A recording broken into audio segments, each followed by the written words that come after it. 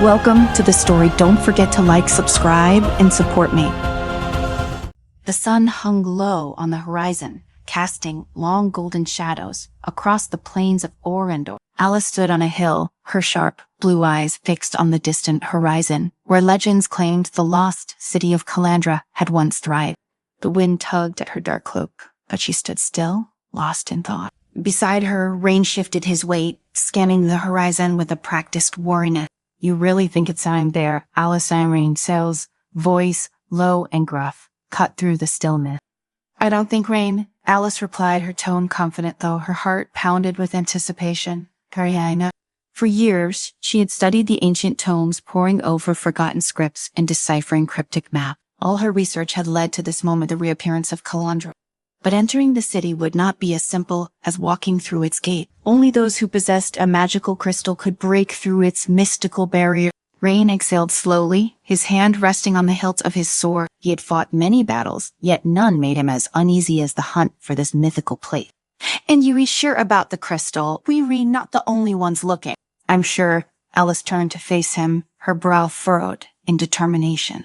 "Dear, we need to get it before they do." Rain's eyes darkened. He knew well enough who she meant. "Read the enclave." Alice nodded, her lips pressed into a thin line. The enclave of shadows had been pursuing the same magic for years. Led by the ruthless Lord Verheis, they sought to claim Calandra's secrets for their own dark purposes. Rain scowled, tightening his grip on his sword. "Then we'd better move fast."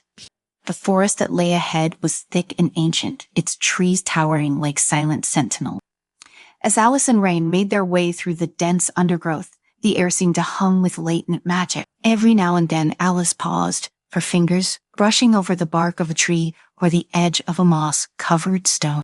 The clues left by the ancient mages were subtle, hidden in nature, but Alice's keen magical senses guided her unerringly. "We were close," she whispered, her breath misting in the cool air that the crystal sent near. Rain scanned their surroundings, ever alert for danger. I don't tell like this. It's too quiet." Almost as if, in response to his words, the forest stirred. The rustling of leaves seemed unnatural, and the ground beneath them shifted, almost imperceptibly. Alice's eyes narrowed. Tear magic. Suddenly, the ground exploded in a burst of dark energy. From the shadows, a group of figures emerged, cloaked and hooded, their hands crackling with dark magic. The enclave of shadows had found them. Alice Rain shouted, drawing his sword in one fluid motion as the enclave surged toward them. Alice's fingers danced through the air, casting a protective barrier just in time. The first wave of dark magic crashed against her shield, sending ripples of energy through the clearing. "We need to get to the crystal." Alice's voice was strained as she concentrated on maintaining the barrier. Rain nodded, already moving. He was a blur of motion, his sword cutting through the shadows with deadly precision. But for every enclave mage he felled, more seemed to emerge from the darkness. They were everywhere, Rain growled, slashing through another attacker. Alice's mind raced. The crystal was so close, she could feel its magical pull, like a beacon calling out to her. But the enclave's assault was relentless. She had to think fast. With a sudden burst of energy, Alice dropped the barrier and cast a powerful shockwave, knocking back the enclave mages. "Run," she shouted, grabbing Rain, charm, and pulling him toward the source of the crystal's magic. They sprinted through the forest, dodging attacks and weaving through the trees. The air around them seemed to vibrate with raw power, and Alice knew they were nearing their goal. Up ahead, a clearing opened, and in the center stood an ancient stone altar, bathed in an eerie, pale light. On the altar, resting in a cradle of vines, was the crystal. There, Alice gasped, pushing forward with renewed energy. But as they reached the altar, a dark figure materialized before them. Lord Vert. His eyes gleamed with malice, and a sinister smile twisted his lip. "You have come far, Alice," Varys said, his voice smooth and dangerous. "Darn, but this is where your journey ends." Rain stepped forward, placing himself between Alice and Varys, his sword gleaming in the fading light. "Fury, not if I have anything to say about it." Varys laughed, a sound that sent chills down Alice's spine. "Try, you really think you can stop me, warrior? You're out of your depth." With a flick of his hand, Varys summoned a swirling vortex of dark magic, hurling it toward them. Alice reacted instinctively, casting a barrier to deflect the attack, but the force of the impact sent her stumbling backward. Rain charged at Faraz, his sword flashing in the dim light, but Faraz was quick, his movements fluid, as he dodged Rain, strikes and retaliated with blasts of dark energy. The battle was fierce, and it was clear that Faraz held the upper hand. Alice's mind raced. She couldn't let Varys win. The crystal was their only hope of entering Calandra and uncovering the truth behind its disappearance. If Varys got his hands on it, the consequences would be catastrophic.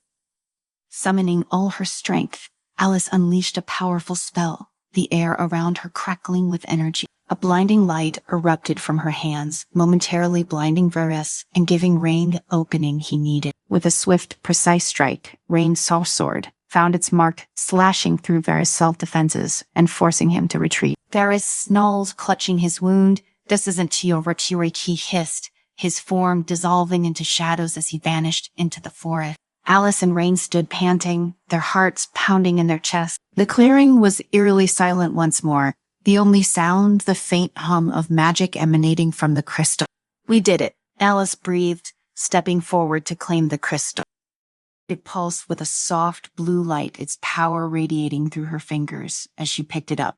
"We've got the key to Calandra." Rain sheathed his sword, his expression grim, but Varys won. He stopped. "He'll come after us again." "I know," Alice said softly, her gaze fixed on the crystal. "But we have to keep moving. We're running out of time." The entrance to Calandra stood before them, a towering archway of ancient stone shimmering with magical energy. The city lay beyond, hidden behind a barrier that only the crystal could penetrate. Alice held the crystal aloft, murmuring an incantation under her breath. The air shimmered, and the barrier began to part, revealing the lost city of Calandra. Rain stood at her side, his hand resting on the hilts of his sword. "Hey, are you ready for this?" Alice glanced at him, a mixture of excitement and apprehension in her eyes. "So I've been ready for this my whole life." Together, they stepped through the barrier and into the forgotten city. Inside Calandra was a sight to behold. The streets were lined with towering buildings of white marble, their surfaces etched with intricate magical runes. The air was thick with the scent of old magic, and the city seemed frozen in time. But something was wrong. The city was eerily silent, and a sense of foreboding hung in the air. Alice's gaze swept across the cityscape, her heart pounding with a mixture of awe and fear. "It's just as the legend said," she whispered, "Try, but where is everyone?" Rain's eyes narrowed. "I like this. We should be on our guard." As they ventured deeper into the city, strange things began to happen. Shadows seemed to move on their own, and whispers echoed through the empty street. The magic in the air was palpable, and it wasn't long before Alice and Rain realized they weren't alone. The city of Calandra had secrets, and they were about to uncover them. As they ventured deeper into the city, the strange phenomena continued to intensify. Shadows twisted and slithered at the edges of their vision, moving as though alive, though whenever Alice or Rain turned to confront them, the darkness would freeze still and silent. The whispers, once faint, grew louder, forming unintelligible words that swirled in the air, carried by the wind. Rain kept his hand on the hilt of his sword, his eyes scanning the deserted street. "This place feels wrong," he muttered, like it's waiting for something. Alice felt it too, a creeping sense of unease settling in her chest. The city was alive in a way she hadn't anticipated, not with people or creatures, but with magic, old, powerful magic that seemed to be watching them, testing them. Every step felt like a descent into something deeper, something hidden. Suddenly, a distant clang echoed through the streets like metal striking stone. Alice and Rain exchanged a glance, their instincts kicking in. They followed the sound, cautiously moving through narrow alleyways and past towering spires, their footsteps muffled by the silence around them. The sound grew louder as they neared an ancient square, its center dominated by a towering obelisk carved with intricate symbols. At the base of the obelisk knelt a figure cloaked in black, its hand resting on the stone surface, as if in communion with the obelisk itself. Alice's breath caught in her throat. It was Kira Rain, South's old friend, now a traitor aligned with the Enclave. "Kira," Rain growled, his voice low and dangerous.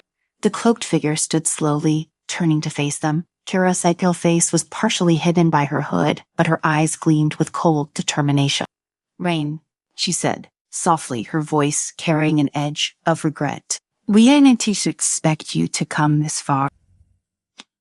You betrayed us, Rain spat, his hand gripping his sword tightly.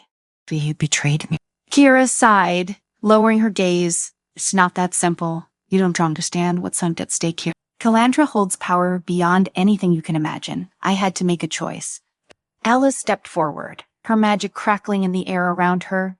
Chair, and you chose to side with Varese. You chose darkness.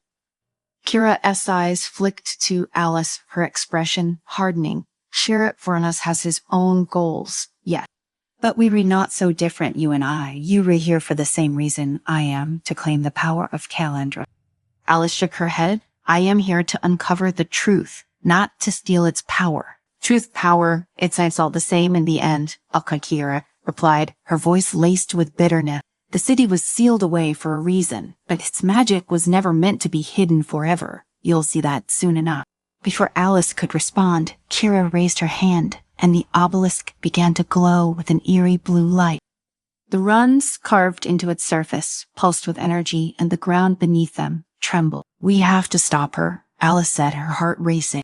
Rain drew his sword, his gaze locked on Kira. I'll handle her. You deal with the obelisk. Without hesitation, Rain charged forward, his blade flashing as he swung at Kira.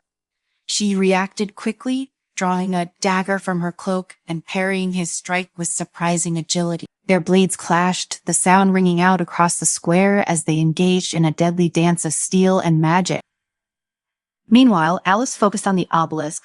The runes were unfamiliar, but she could feel the flow of magic through the stone, a complex web of spells designed to channel and amplify the city as ancient power. If Kira managed to unlock it, there was no telling what kind of chaos would be unleashed. Alice extended her hands toward the obelisk, muttering a counterspell under her breath. The air around her shimmered as she wove her magic into the stone, trying to disrupt the flow of energy. But the magic was far older and more intricate than anything she had ever encountered. It resisted her, pushing back against her attempts to control it. Kira, sensing what Alice was doing, broke away from Rain for a moment, her eyes narrowing. Kira, you can truly stop it. Alice, this magic is beyond you.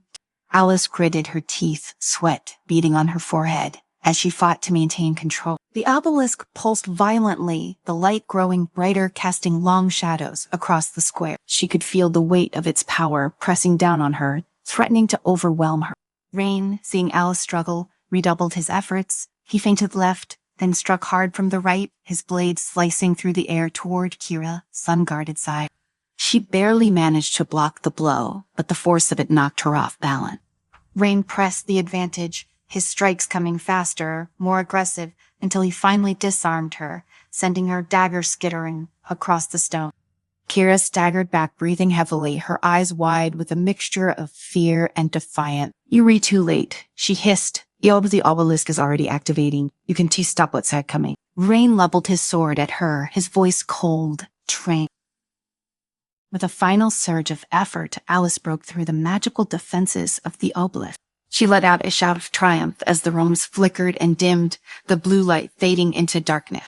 The ground stopped trembling and the air around them stilled. Kira's face twisted in rage. No, she screamed, lunging for the obelisk, but Rain was faster. He grabbed her by the arm, pulling her away from the stone. It's not over, Kira. Kira slumped in his grip, her anger giving way to despair. You don't understand? DQ whispered, her voice breaking. DQ doomed us all. Alice stepped forward, her chest heaving with the effort of controlling the magic. Care, what are you talking about?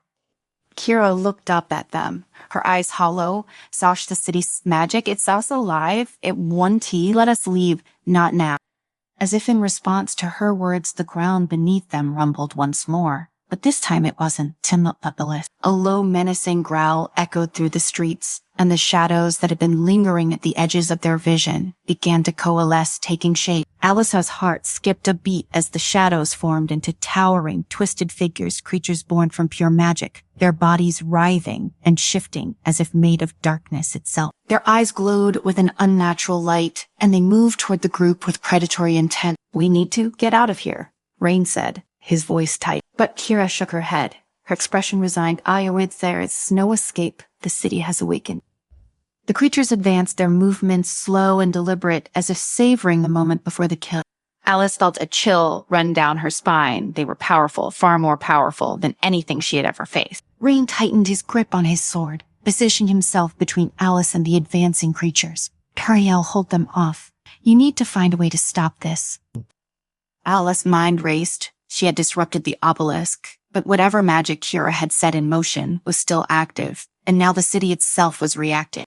She could feel the magic in the air, swirling and gathering like a storm, but she didn't know how to control it. Then, in a sudden flash of insight, she realized what she had to do. The obelisk was a conduit, a way to channel the city's magic, but it wasn't Troth the source. The real source was hidden deeper within the city, perhaps in the very heart of Calandra itself. I need to get to the center of the city, Gil, Alice said, her voice trembling with urgency. That sign where the magic is coming from. Rain nodded, his eyes never leaving the creatures. I'll go. I'll hold them off as long as I can. Alice hesitated for a moment, torn between staying to fight and doing what needed to be done. But she knew Rain was right. If she didn't stop the magic, they would all be trapped here forever. With a final glance at Rain, Alice turned and sprinted deeper into the city, her heart pounding in her chest. The streets blurred around her as she ran, her footsteps echoing in the empty air. She didn't know how much time she had, but every second counted. Behind her, the sound of clashing steel and the growls of the creatures filled the air, but she didn't dare look back. Rain would hold them off. He had to. The buildings grew taller and more ornate as she neared the center of the city, their facades with even more intricate runs and symbol. The magic in the air was thick, now almost suffocating in its intensity, and Alice could feel it pulling her forward, guiding her toward the source.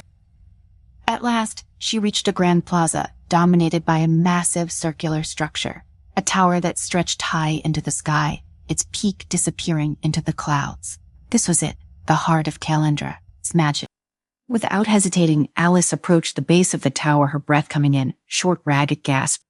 The entrance was sealed by a shimmering barrier, but she could feel the pulse of magic behind it, beckoning her forward. She raised the crystal, the one she had fought so hard to obtain, and the barrier flickered before dissolving into mist. The way was open. Steeling herself, Alice stepped inside.